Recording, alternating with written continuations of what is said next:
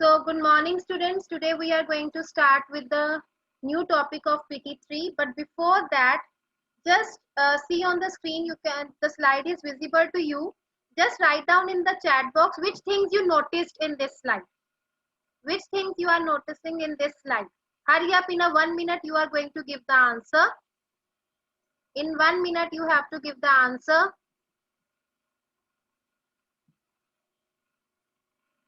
Student Aranjita is writing mountain, mountain, rivers, hills, river. Okay.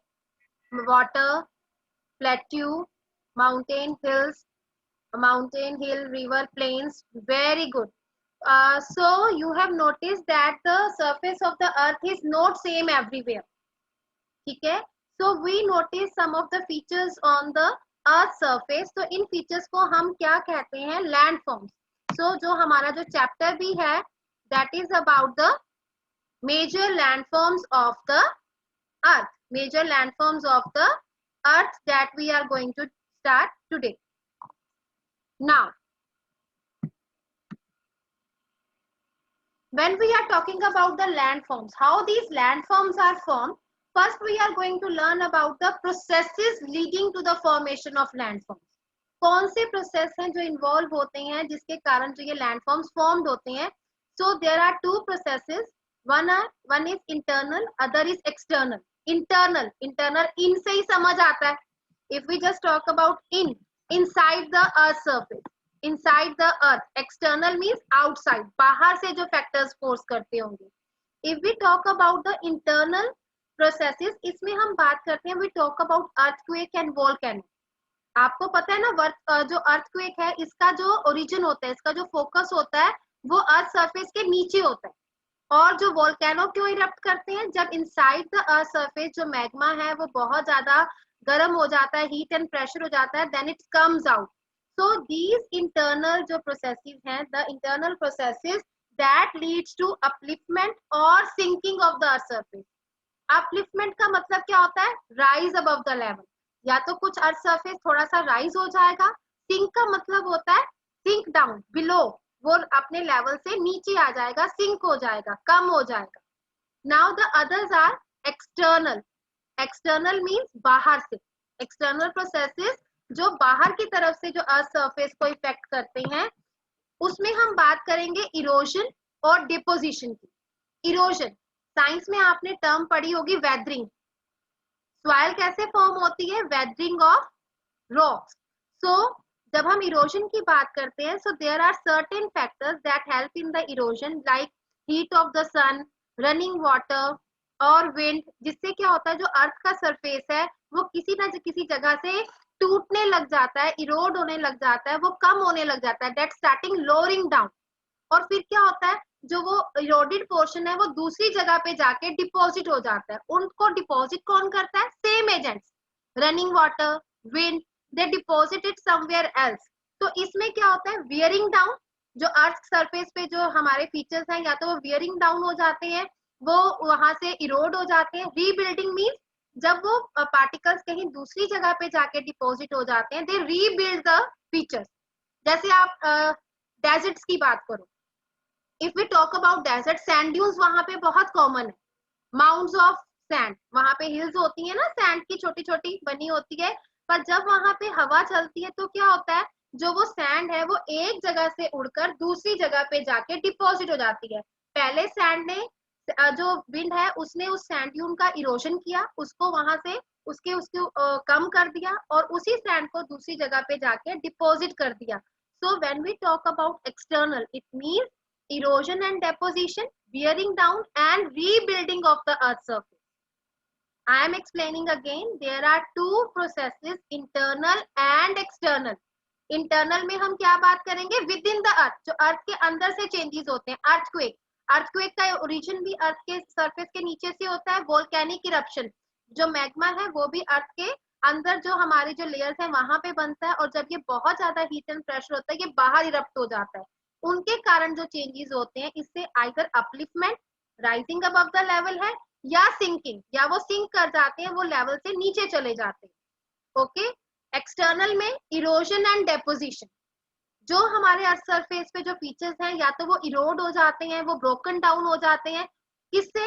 Running water, सन की heat से, water से, ice से, और इन्हीं कारणों से ये दूसरी जगह पे जाके डिपॉजिट भी हो जाते हैं। मान लो रिवर्स फ्लो करती हैं, रिवर्स फ्लो करते करते माउंटेन से निकलती हैं, वहां पे उनको रॉक्स को तोड़ती हुई लेके आती हैं, और फिर उन रॉक्स के जो पीसीस को कहाँ पे जाके बैंक्स के पास जाके डिपॉजिट कर देती हैं।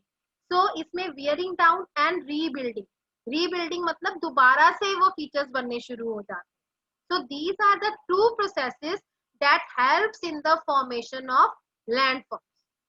जो भी landforms हैं वो इन टू प्रोसेसेस से बनते हैं. Now, so these are the types of landforms: mountain, hills, valleys, desert, plains, plateau. Others भी हैं, islands भी हैं, strait भी है, isthmus भी है. So there are, आपकी बुक में लिखा हुआ है infinite variety, मतलब in a large variety of landforms आते हैं. ठीक है, पर हम अपने चैप्टर में जो लैंडफॉर्म्स पढ़ेंगे, जिनको हम पढ़ेंगे, that are mountain, plain and plateau. These three we are going to study. Now अब हम चैप्टर का जो नेक्स्ट टॉपिक है उसके लिए करते हैं, पर before that I am going to ask one riddle from you. So it's a riddle time. You have to write answer in the chat box again. ठीक है जी. I am something people like to climb. I am not a tree with branches. I have lot of snow at my summit. So beware of avalanches. So give me the answer. So many of you have given the correct answer. The correct answer is mountain. People like to climb. Mountaineers like to climb. There are many people, those who doing the trekking on the mountains, and I am not having tree, not a tree with branches. इसकी branches भी नहीं है, पर snow है इसके summit पे, and beware of avalanches. So now अब हम जो next चीज पढ़ेंगे, we are going to learn about the mountain. If you have your rough notebooks with you, just draw a mount, draw the mountain. आप scenery बनाते होते थे ना बचपन में, माउंटेन्स बनाते थे, रिवर बनाते थे, साथ में you draw the hut also. Just draw the mountain on your notebook. Gursimran, you are not doing?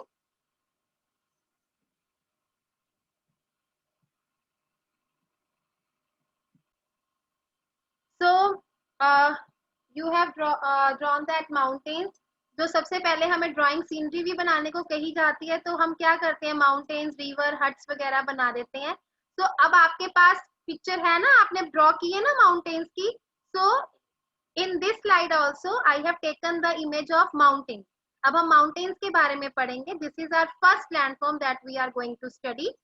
First thing, natural elevation of the earth surface.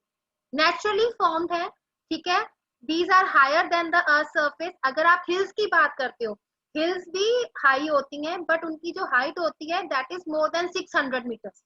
But जब हम mountains की बात करते हैं, इनकी height up more than 8,000 meters तक होती है. Hills are also the raised surface on raised from the earth surface, पर mountain से उनकी height कम होती है, और जो mountains की height है that varies from up more than 8,000 meters. जब हमने highest mountain peak का किया था Mount Everest, उसकी height थी 8,848 meters. ठीक है. So these are the natural elevation of the earth surface. Now you can see your drawing also. जो आपने drawing बनाई है, small summit and broad base. जहां पे आपने mountain बनाना start किया होगा, वो आपका broad होगा. You can see in this image also. देखो ये broad है यहाँ पे, ठीक है. That is the broad surface, broad base है इसका. और यहाँ से summit, जो इसका peak point है, that is small. Peak जो है, जो summit है, that is small.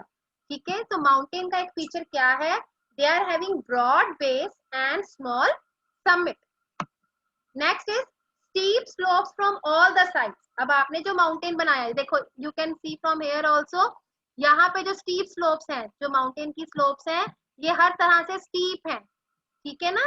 So steep slopes from all the sides, vary in height and shape. इनकी shape भी अलग अलग होती है, इनकी heights भी अलग अलग होती है. They are vary in heights and shapes. Now mountains arrange in a line they are known as mountain range. जो माउंटेन्स एक लाइन में अरेंज होते हैं उनको हम कहते हैं mountain range. As we have already studied, South America में माउंटेन रेंज है एंडीज। अगर हम एशिया की बात करें वहां पे है द हिमालयाज। अगर हम यूरोप की बात करें वहां पे है the Alps. These are the names of the some of the mountain ranges. The Himalayas in Asia, Alps in Europe, Andes in South America. So इसमें क्या होता है, जो mountains है वो एक सीधी लाइन में होते हैं। जब मेरे को लगता है I have seen the notebook जहाँ पे बच्चों ने लगातार mountains बनाए हैं, continuation में mountain बनाया and they are arranged in a line, तो उनको हम कहते हैं mountain range। और in your fourth class you have studied, जैसे हिमालयन है इसकी 3 पैरेलल रेंजेस हैं, हिमाद्री, हिमाचल एंड शिवालिक। फाइन। अब आपको मैंने अभी बताया कि जो माउंटेन्स की हाइट है ये वेरी करती है, मतलब इसकी वेरीज इन हाइट है, मोर देन 8000 मीटर्स होती है। In your book on page number 41 there is one blue box, उसमें लिखा है Mauna Kea. There is a mountain in Hawaii, Hawaii island में एक माउंटेन है in the Pacific Ocean, under sea mountain है। इसकी जो हाइट है वो माउंट एवरेस्ट से भी ज्यादा है, it's more than 10,000 metre. Under sea mountain है ये, ठीक है, हवाई वो आइलैंड है वहां पे है, ठीक है, मोना किया। तो इसकी जो हाइट है मोर देन 10,000 मीटर है। नाउ एक चीज है, जो माउंटेन्स है they are thinly populated. Thinly मतलब यहाँ पे लोग बहुत कम नंबर में रहते हैं, sparsely populated, less number of people are living here, thinly populated. Now you are going to write in the chat box कि आपको क्या लगता है, what are the reasons behind कि जो ये माउंटेन्स हैं दे आर थिनली पॉपुलेटेड, क्यों ये थिनली पॉपुलेटेड है। Very good, you have given the answers. Now check your answers which you have given, and now I am going to discuss why these are thinly populated. Okay, this point is given by maximum students. Harsh climbing, in some of the mountain areas there is too much cold that is very difficult to survive there, ठीक है, so बहुत harsh climate हो जाता है, ठीक है। Now the next is steep slopes, that is also point given by the student. steep slopes हैं, though they are practicing terrace farming, step farming करते हैं, but there is very less land for the farming. आप खुद सोचो कि कैसे वो mountains को कट करके वहां पे स्टेप्स बनाते होंगे and then they do the farming. Next, difficult to do construction work. जो माउंटेन एरिया से बच्चे बिलोंग करते हैं, अगर आप खुद भी सोचो, it's very difficult to do the construction work. कहाँ से वो सीमेंट, ब्रिक्स, कितना, मतलब प्लेन एरिया से उनको चीजें मंगवानी पड़ती हैं, और वहां पे कंस्ट्रक्शन, घर बनाना, बिल्डिंग्स बनाना, it's not a easy task. So difficult to do the construction work. Difficult to set up transport and communication network. Though in the present time roads भी हैं वहां पे, आपकी रेलवेज भी हैं, इवन वहां पे एयरपोर्ट्स भी बने हुए हैं, कम्युनिकेशन नेटवर्क भी है, पर यू कैन इमेजिन कि कितनी मुश्किल होती है to set up the transport and communication network there. Mountains को कट करना, रोड्स बनाना, वहां पे रेलवे लाइन सेटअप करना।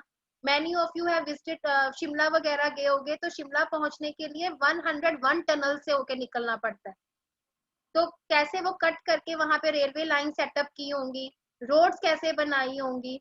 सो it's difficult to setup network of the transportation and communication. Less job opportunities, education का भी इतना नहीं है कि वहाँ पे स्कूल कॉलेजेस बहुत अच्छे अच्छे बने हुए हैं, बहुत ज्यादा हैं। अगर आप प्लेन एरिया में जाओ, you are having wide variety, है ना।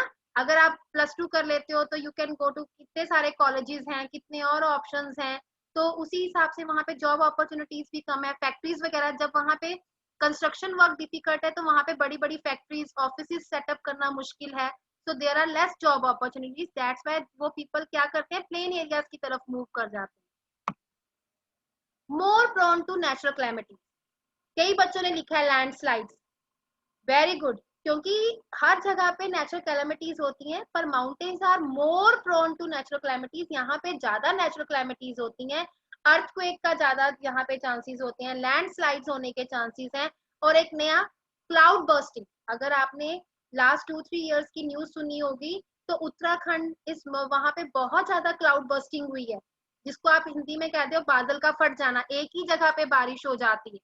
केदारनाथ का इंसिडेंट हुआ था बेटा, if you have seen the movie Kedarnath, तो वहां पे भी ये दिखाया था कि क्लाउड बर्स्टिंग होने से कैसी फ्लड लाइक सिचुएशंस आ गई थी वहां पे। So that's why these are all reasons why the less number of people are living in the mountain areas. First, harsh climate. Second, steep slopes. Third, difficult to do construction work. Difficult to set up transport and communication network. Less job opportunities. More prone to natural calamities. So these are the points जिसके कारण यहाँ पे थोड़े कम number में, planes उतने ही ज्यादा लोग रहते हैं पर यहाँ पे लोग थोड़े कम नंबर्स में रहते हैं। अगर आप माउंटेन एरियाज पे जाओ, जो घर भी बने होते हैं बहुत दूर दूर बने होते हैं, एक जगह बहुत सारे घर देखने को नहीं मिलते। स्कूल के लिए, स्कूल जाने के लिए, कॉलेज जाने के लिए they have to walk a lot. So this is about the mountains के जो क्या थिनली पॉपुलेटेड हैं। अब हम इसका नेक्स्ट करेंगे, importance of mountain, that you have already done कि माउंटेन्स कैसे इम्पोर्टेंट है for the human being, that we are going to learn. So these are the points. Mountains क्यों इंपॉर्टेंट है? Store house of water, store house of water, यहाँ पे glaciers हैं, melting ice, वहां पे आइस मेल्ट होती है, कई रिवर्स हैं। The many rivers have their source, source का मतलब होता है the point of origin. Source means from where the river originate, जहां से रिवर ओरिजिनेट करती हैं। So many rivers originate from the mountain, और इस वाटर को हम यूज करते हैं for irrigation purpose and to produce electricity. Write down in the chat box, electricity produced by water is known as,